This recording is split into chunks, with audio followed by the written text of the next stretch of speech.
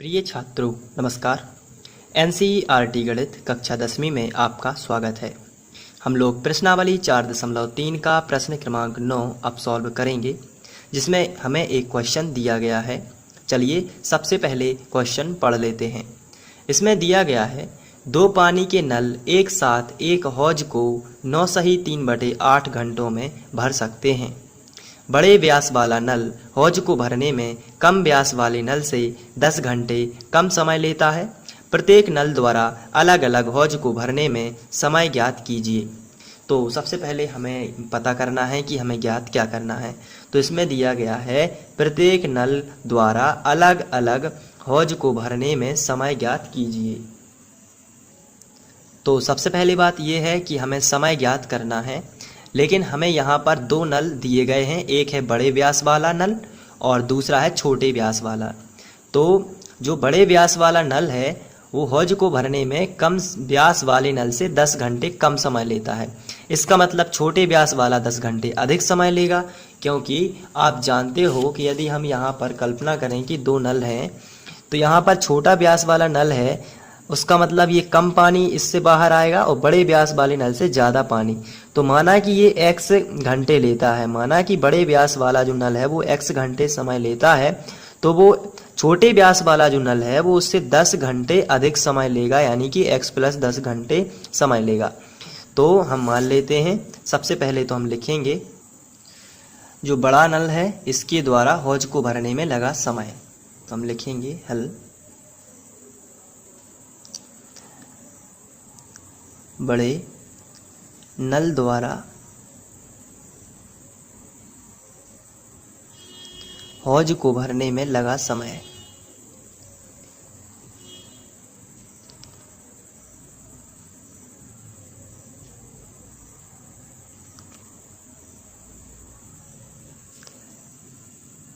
लगा समय बराबर x घंटा मान लेते, x घंटे।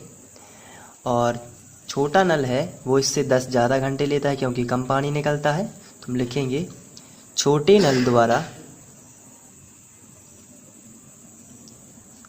द्वारा हौज को भरने में लगा समय।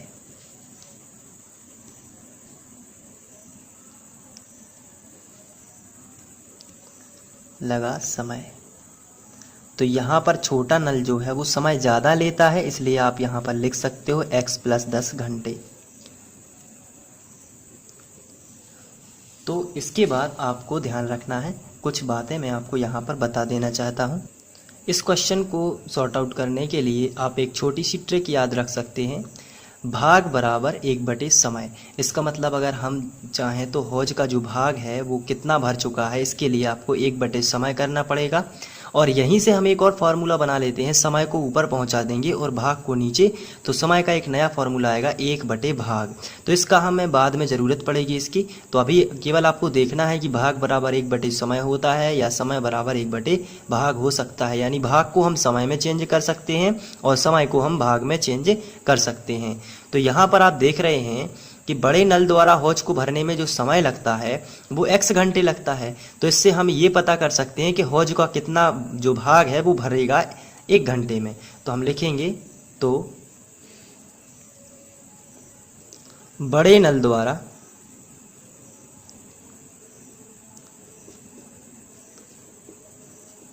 एक घंटे में हौज का भरा भाग।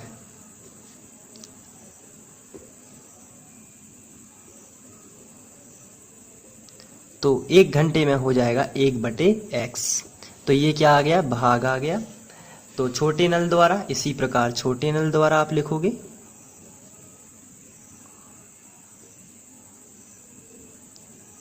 छोटे नल द्वारा हौज का भरा भाग।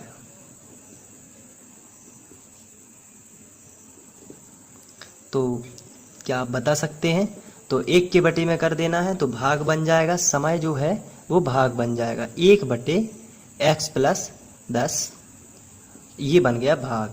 तो टोटल दोनों नल जो हैं वो भरेंगे कितना, तो इसलिए हम लिखेंगे दोनों नलों द्वारा भरा गया भाग। दोनों नलों द्वारा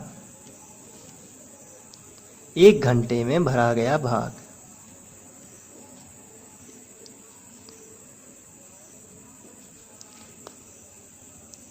तो दोनों नल भरेंगे तो दोनों का प्लस कर देंगे, यानी 1/x प्लस 1/x+10। तो इनका एलसीएम आएगा, वो आएगा x और x+10 दोनों ही। अब ये x कैंसिल हो जाएगा तो इसका इसमें भाग जाएगा तो ये कैंसिल हो जाएगा, तो क्या बचेगा x+10। x+10 का 1 में गुणा होगा तो आएगा x+10। प्लस है तो यहाँ पर आप प्लस लगाओगे, x+10 और x+10 भी कैंसिल हो गया तो कितना बचा x का गुणा 1 में करोगे तो आएगा x एकम x।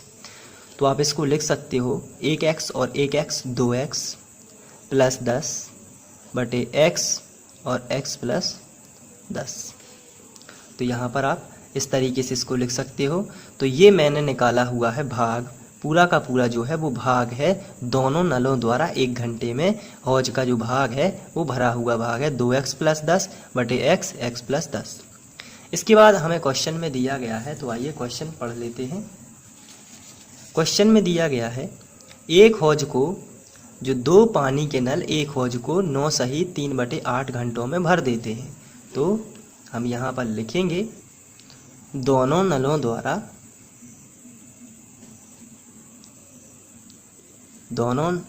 द्वारा हौज को भरने में लगा समय।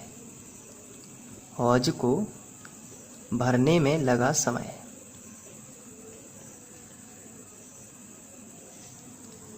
तो ये जो समय है वो दिया गया है हमें, क्वेश्चन में हमें दिया गया है 9 सही 3/8। तो हम इसको लिख लेंगे 9 सही 3/8। इसको आगे करेंगे तो आएगा 8 नाम 72, 72 और 3 जब जुड़ेंगे तो आएगा 75 और बटे में आएगा 8। तो ये हमें समय दिया गया है, लेकिन हमने फिलहाल समय से भाग बनाया है। आप यहाँ पर देख सकते हो हमने समय से 1 के बटे करके भाग बनाया है। तो इस समय को भी आप 1 के बटे करके भाग बनाओगे, यानी कि हौज का भरा भाग बराबर 1 बटे समय, यानी कि 1/75/8। तो ये 1 के बटे में 75/8 जो है वो पलट जाएगा तो आएगा 8/75। तो ये भी भाग है, यहाँ पर आप देख सकते हैं ये भी भाग ही है और ये भी क्या है, भाग है। तो दोनों आपस में कैसे हैं, बराबर हैं। तो प्रश्नानुसार दोनों कैसे हो जाएंगे, बराबर।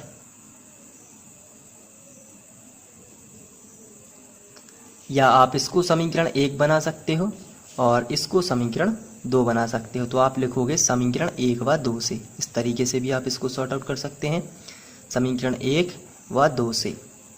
तो ये भी भाग है और ये भी भाग है, तो दोनों बराबर। तो 2x + 10, इसको आगे करते हैं 2x + 10 बटे x + 10 बराबर, इस तरफ था 8/75। तो दोनों भाग आपको बराबर कर लेना है। अब इसके बाद आप तिर्यक गुणा करोगे तो उसके पहले हम x का गुणा इसमें कर देंगे। तो आएगा 2x + 10 बटे, यहाँ पर x का गुणा इसमें करेंगे तो आएगा x² + 10 का x में करेंगे तो आएगा 10x बराबर 8/75। अब तिर्यक गुणा कर देते हैं। तो 8 का x में होगा तो आएगा 8x² प्लस 8 दाम 80 आएगा, 80x बराबर 75 का 2 में करेंगे तो आएगा 75 दूनी। या फिर आप इसको थोड़ा सा सॉर्ट आउट कर लेंगे, हम यहाँ से फिर से स्टार्ट करेंगे। तो हम यहाँ पर थोड़ा सा और इसको सरल तरीके से करते हैं। 2x + 10 बटे x + 10 ये था हमारा, और इस तरफ था 8/75। तो यहाँ पर आप 2 उभयनिष्ठ निकालोगे तो 2 से ये 8 कैंसिल हो सकता है। तो 2 यदि हम कॉमन निकाल लेंगे तो आएगा x प्लस और 2 पंचे 10, 5 बार भाग चला गया इसलिए ऊपर बचेगा 5 बटे, नीचे आ जाएगा x और x + 10 बराबर 8/75। 2 एकम 2 और 2 चौके 8, ये मैं कह रहा था। आप यहाँ पर डायरेक्ट कर सकते हो तो थोड़ा सा कैलकुलेशन सरल हो जाएगा। x प्लस 5 और x प्लस 10 बराबर 4/75। इसको आप ऐसा करोगे। अब आप तिरिया गुणा कर सकते हो, तो सबसे पहले तो इसका इसमें कर देते हैं 4 का, तो पहले गुणा कर लेते हैं। तो x प्लस 5, x का x में करोगे तो आएगा x वर्ग प्लस x का 10 में करोगे तो आएगा 10x बराबर 4/75। अब हम कर देते हैं तिर्यक गुणा। तो 4 का गुणा x वर्ग में करोगे तो आएगा 4x वर्ग प्लस 4 धाम 40x बराबर 75 का x में करोगे तो आएगा 75x और 75 का 5 में करोगे तो आएगा 375। इस तरीके से चलिए इन दोनों का पक्षांतर इस तरफ कर लेते हैं। तो मिलेगा 4x वर्ग प्लस 40x माइनस 75x और माइनस 375 बराबर 0। यहाँ पर आप देख रहे हैं कि हम x में से घटा सकते हैं, तो 75 में से 40 हम घटा देंगे तो 35x। तो हम यहाँ पर 35x, चूँकि माइनस की संख्या बड़ी है थी इसलिए हम माइनस लगाएंगे और माइनस 375 बराबर 0। अब इसके बाद हम आगे बढ़ेंगे। तो यहाँ पर एक वर्ग समीकरण आपको प्राप्त हुआ है और वर्ग समीकरण को हम सूत्र विधि से हल कर सकते हैं यदि आप इसको तोड़ नहीं पा रहे हैं। तो यहाँ पर a का मान आपको मिलेगा 4, b का मान मिलेगा -35 और c का मान मिलेगा -75, 375। तो हम सूत्र विधि का सूत्र लगाएंगे। तो सूत्र होता है x बराबर -b plus minus under root b² minus 4ac upon 2a। इस तरीके से आप इसको करोगे तो x बराबर आएगा -b की जगह पर आप रखोगे -35। इस तरीके से प्लस माइनस लिखा है तो आप यहाँ पर प्लस माइनस लगा दीजिए अंडर रूट b²। b का मान कितना है -35, तो आप यहाँ पर लिखोगे -35 और वर्ग लगा है तो आप यहाँ पर वर्ग लगा दीजिए क्योंकि b का वर्ग लिखा है, माइनस है तो -4 लिखा है। सबसे पहले 4, a का मान है 4, आप ब्रैकेट में a का मान रख दोगे और c का मान है -375, तो आप यहाँ पर रखोगे -375 ब्रैकेट बंद और इस करणी को थोड़ा सा बढ़ा दोगे। नीचे 2 गुणित a का मान है 4, तो आप यहाँ पर रख दोगे 4। तो x बराबर आपको मिलेगा माइनस माइनस प्लस हो जाएगा और 35 ही आएगा, तो प्लस लिखा नहीं जाता, प्लस माइनस जो 35 है इसका वर्ग हम निकाल लेते हैं। इसके लिए हम 35 गुणित 35 कर लेते हैं। तो 55 25 की 5 हासिल आएगी 2, 5 3 15 और 2 17 आ जाएगा।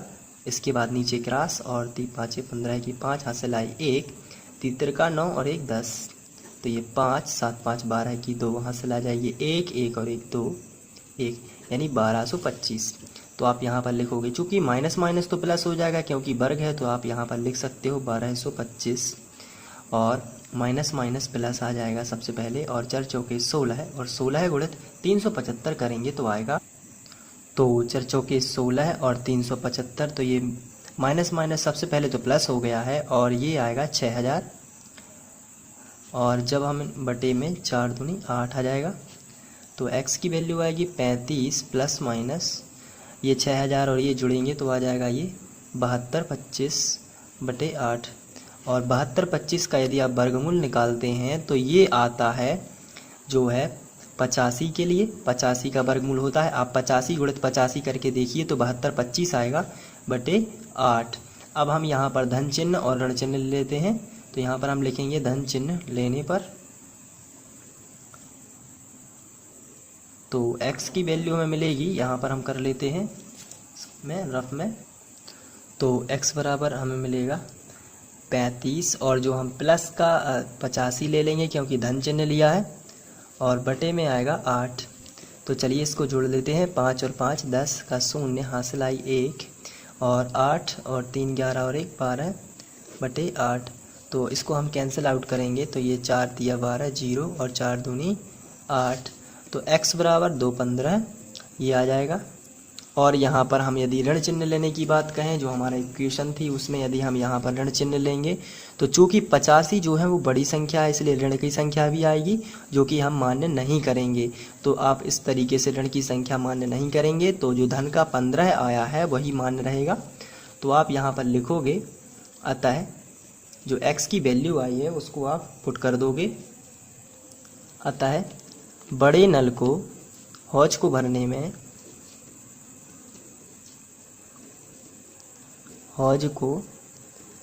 में 15 घंटे लगेंगे, जबकि छोटे नल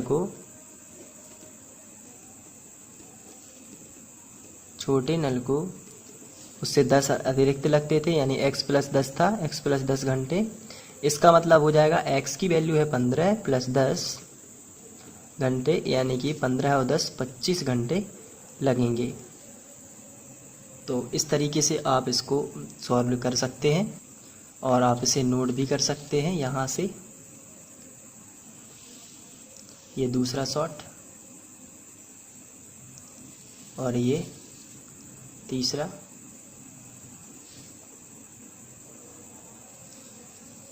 इसके बाद ये चौथा शॉट, ये पांचवा, ये छठवां और इसके बाद आ जाएगा सातवां शॉट और ये आठवां। तो आशा करता हूँ ये वीडियो आपको पसंद आया होगा, और चूँकि ये बड़ा सवाल है, थोड़ा सा डिफ़िकल्ट था, तो यदि आप इसको 1-2 बार करेंगे तो ज़रूरत से आप इसको बहुत ही आसानी से कर सकते हैं और आप अपने हिसाब से इसको हल कर सकते हैं। तो थैंक यू।